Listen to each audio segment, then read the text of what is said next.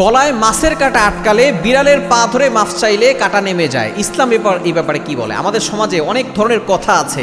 যখনই কারো গলার ভিতরে মাছের কাঁটা আটকে যায় তখন দেখা যাচ্ছে যে অনেক ধরনের কথা বলে যে বিড়ালের পা ধরে মাছ চাও, কাঁটা অটোমেটিক নেমে যাবে। আসলে ইসলাম এই ব্যাপারে কি বলে?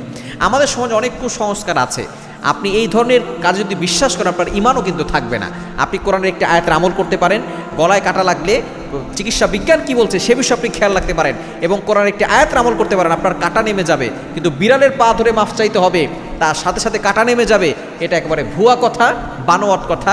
ইসলাম এটাকে সাপোর্ট করে না। এই ধরনের কুসংস্কার থেকে আমাদেরকে দূরে সরে আসতে হবে। আমাদের সমাজে অনেক কুসংস্কার আছে, অমুক পাখি ডাকলে এটা হবে, এবং আপনি ঘর থেকে সকালবেলা বের হওয়ার সময় কালো বিড়াল দেখলে আপনার অশুভ লক্ষণ আছে। এই ধরনের কথা যারা বিশ্বাস করে তাদের ঈমান কিন্তু থাকে না। এজন্য অবশ্যই যদি গলায় কারো মাছের কাঁটা আটকে যায় তখন সে কি করবে? চিকিৎসা বিজ্ঞান বলছে, এবং আপনি কোরআন একটি আয়াতের আমলও করতে পারেন। এই আয়াতের আমলের মাধ্যমে আপনার গলার কাঁটা নেমে যাবে ইনশাআল্লাহ। আপনি ভাত গোল করে খেতে পারেন, এরপরে কলা খেতে পারেন।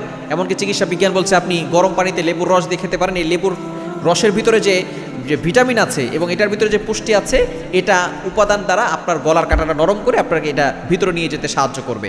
এবং যদি আপনি একটি দোয়া পড়তে পারেন, এটা পবিত্র কোরআনুল কারীমের 27 নম্বর পারা 16 নম্বর পৃষ্ঠার 3 নম্বর লাইন, সূরা ওয়াকিয়ার 83 নম্বর আয়াত, ফালাউলা ইদা বালাগাতিল হুলকুম। এই ছোট্ট দোয়াটা আপনি যদি 7 বার পড়ে হাতে ফু দিয়ে আপনি গলায় ভাবে মালিশ করে দেন, দেখবেন আস্তে আস্তে করে আপনার গলা কাটা নেমে যাবে ইনশাআল্লাহ। আপনি ফালাউলা ইদা বালাগাতিল হুলকুম সূরা ওয়াকিয়ার 83 নম্বর আয়াত, এই আয়াতটা পড়বেন, দেখবেন আল্লাহ তাআলা এই আয়াতের উসিলায় আপনার গলার কাটা নামিয়ে দিবে।